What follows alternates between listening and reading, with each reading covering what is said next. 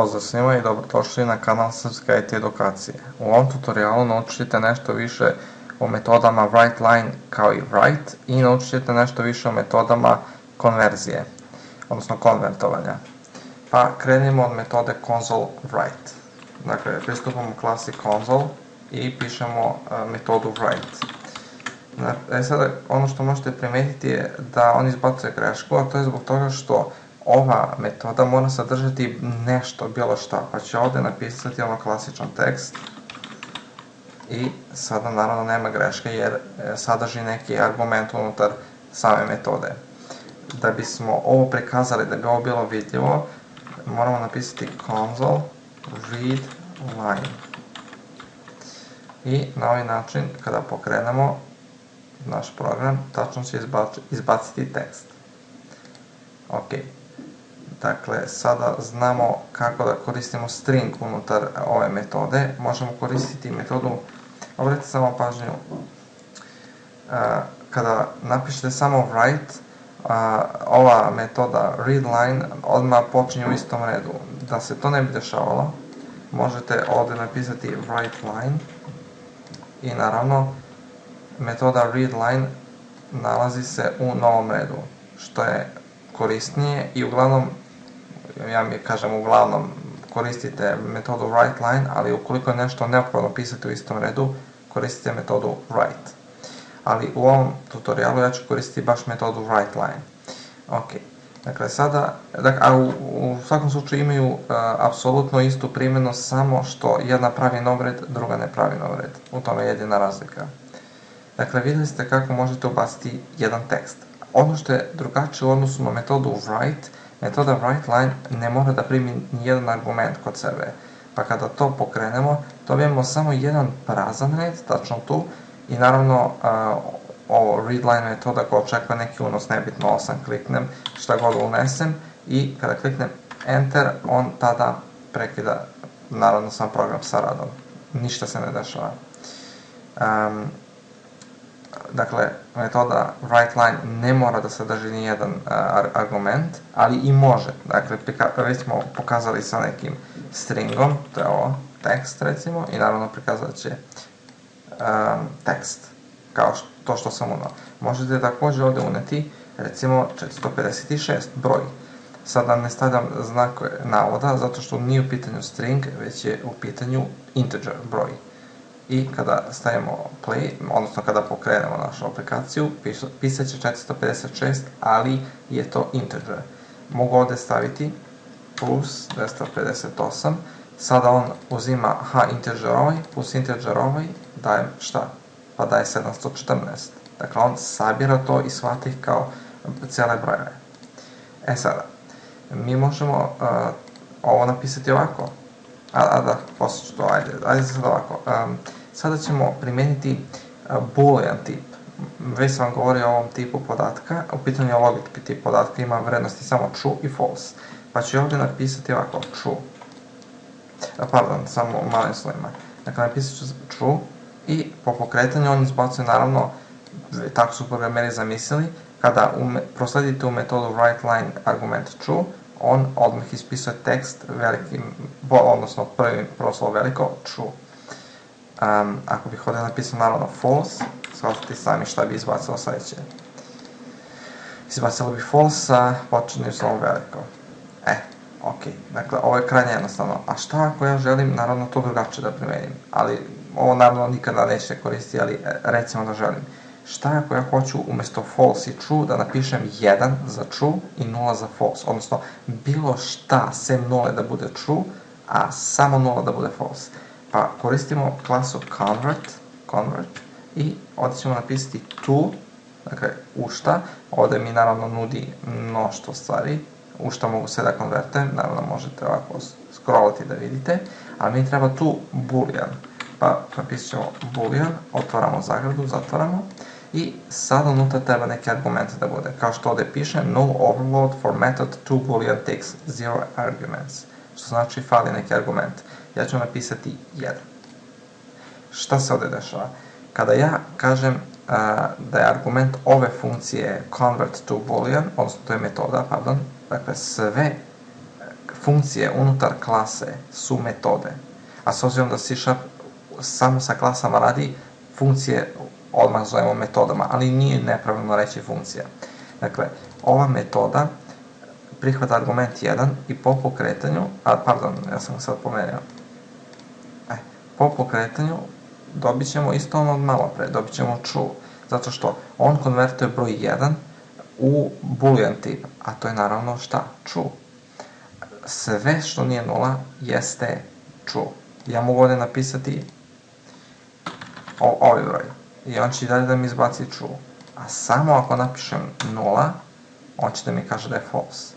Kao što jeste false, to je razumljivo. Tako je bilo u C programskom jeziku, pa je to odatle preuzeto. Ako bih napisao 0,000001, on bi i dalje izbacio da je true, zato što nije 0, skoro 0, ali nije 0. Ok, to je to što se tiče boolean tipa, odnosno ovo ovdje što ste sada vidjeli jeste pozivam klasu, pozivam metodu iz klase i unutar te metode unosim argument i to pozivam klasu, pozivam metodu koju želim da koristim i stavljam neki argument. Dakle, moguće je koristiti metodu unutar neke metode. To je moguće u C#. Ok, idemo dalje. Sada ćemo napisati ono što sam malo pre htio da vam pokažem. U pitanju je, ako ja ovdje napišem broj 555 i stavim plus 10, neko bi rekao, evo ako bude 45. Sada neko ako gleda, razmišlja se i kaže, pa ovo je sigurno 600, zar ne? Ali nije. Evo, kada ja to pokrenem, šta piše? 55545. Kako sad to? Zašto nije sabrao brojeve? Pa, zato što sam prvi broj stavio po znacima navoda i on to shvata kao string, evo piše odmah class, system, string. A ovo ovde, 45, on to shvata kao struktura iz klase system, a u pitanju je integer 32. Ok, dakle, on ovo shvata kao integer, kao C broj, a ovo shvata kao tekst, kao string.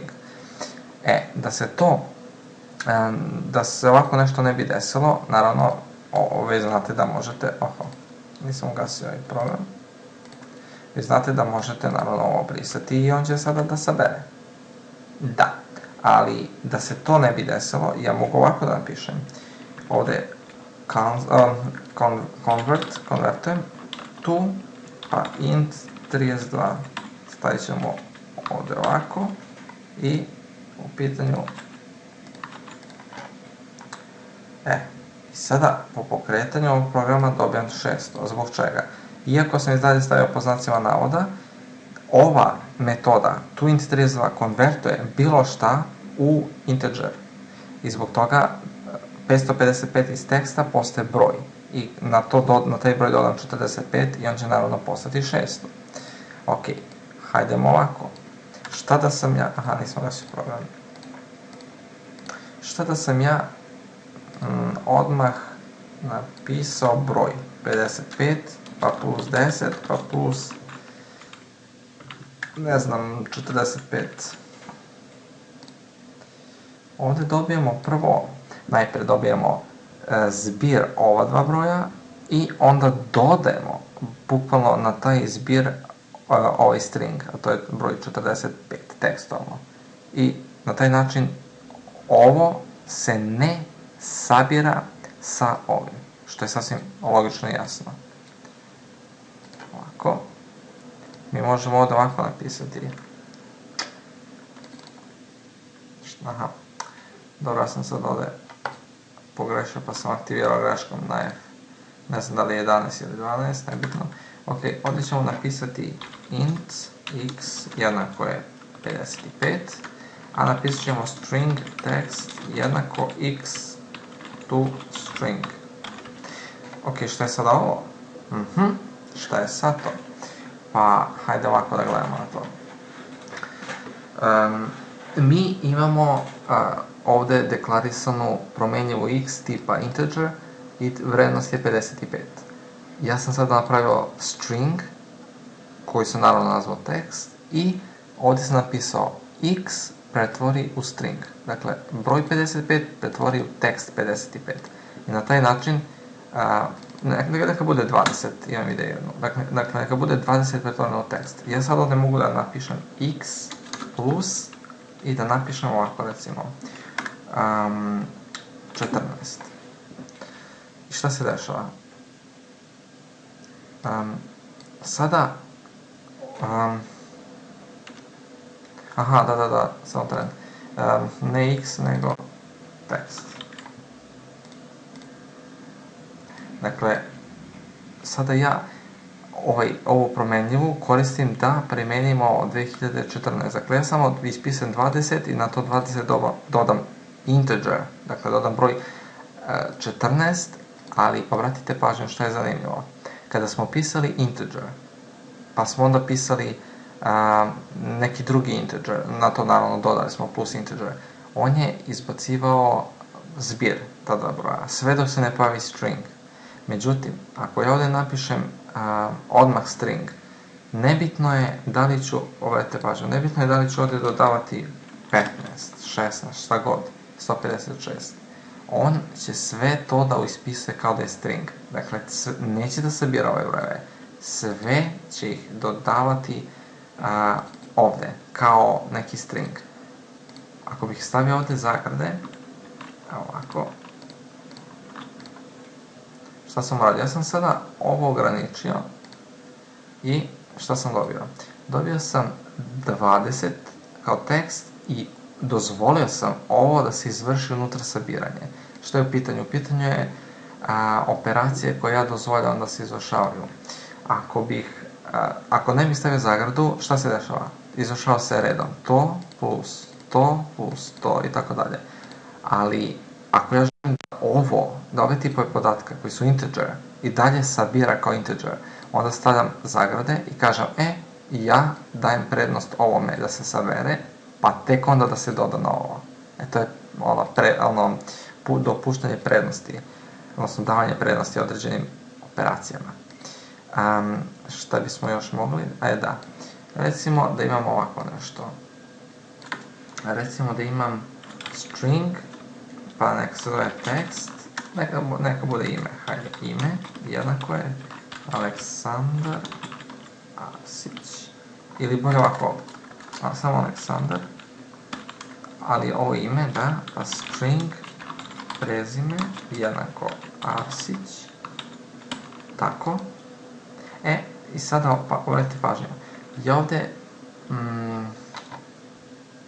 ja ovdje mogu da napišem ovako, moje ime je, sada, ako bih ja ovdje napisao ime, pa prezime, zapravo ovo nije promenljiva, a ni ovo nije promenljiva, ovo je tekst. A kako ja da napišem moje ime je, pa da ovdje stoji Aleksandar, da ovdje stoji Arsić, a da pozovem ove promenljive? Vrlo jednostavno, napišem moje ime je, otvorim i zatvorim vitičastu zagradu, stavim 0, pa ovdje gdje je prezime, otvorim, zatvorim vitičastu zagradu, stavim 1. Dakle, ja određujem ovako. Najbolje ovako, stavim ovdje zarez, obratite pažnju. Prvo sam napisao string ceo, stavljam zarez i pišem imena promenljivih, ime i prezime. Sada, šta se dešava? Kada sam stavio u vitičastim zagradama 0, to znači prva promenljiva koja se nađe posle zareza, to je ime, staće na ovo mjesto tu. Ovo sam stavio 1, to je druga promenljiva koja se nađe na ovom mjestu. Naravno, nakon ovog zareza, tu, staće baš tu. I sada, kada ovo pokrenem, piše moje ime je Aleksandar Arsić. Tu i treba da piše svakako. A šta bi se desilo da sam ja umjesto ime ovdje stavio prezime, a ovdje umjesto prezime stavio ime? Desilo bi se naravno obrnuto. Pisalo bi moje ime je Arsić Aleksandar. Dakle, obrnuto. A šta ako ja hoću baš ovako ovdje da piše prezime pa ime, ali da prikaže ovdje ime pa prezime? Pa ovdje samo stavim 1, ovdje stavim 0 i šta se desi? Desi se upravo obrnuto ispisivanje. Ovdje će stati promenljiva koja je na drugom mjestu od zareza, evo ga zarez, drugo mjesto od zareza ime, bez obzira što sam ja ovdje stavio da ime bude drugo. On ga piše prvo, baš kako sam ga ja ovdje naveo. Da. Evo, u ovom tutorialu ste naučili kako funkcioniše metoda WriteLine, kako možete koristiti konvertovanje i samo za kraj bih nešto dodao da naučite. U pitanju je sledeće. Dakle, vi ste videli da sam ja koristio ovde ovo. Videli ste da sam koristio isto tipa string, ali to ne mora biti tako. Ja ovde mogu napisati string, recimo x, neko bude ime, lakše da pamtim, ime jednako Aleksandar, a isto sam tako ovde mogu napisati int jednako, godine jednako 22, i sad ja ovde mogu ovako napišem. Moje ime je, pa stavimo 0, pisat će Aleksandar, i imam, i sad koliko godina, ovako, godine, tačka. I sad ovdje zarez, napišem ovde ime, napišem godina, i naravno, dakle, ne morate vi koristiti ovde tipove podatka istog tipa. Možete različiti, kao što sam ja ovde. Nemojte to da vas zbunje. Moje ime je Aleksandar, imam 22 godine. Ok, to je to što se tiče ovog tutoriala, hvala što ste pratili.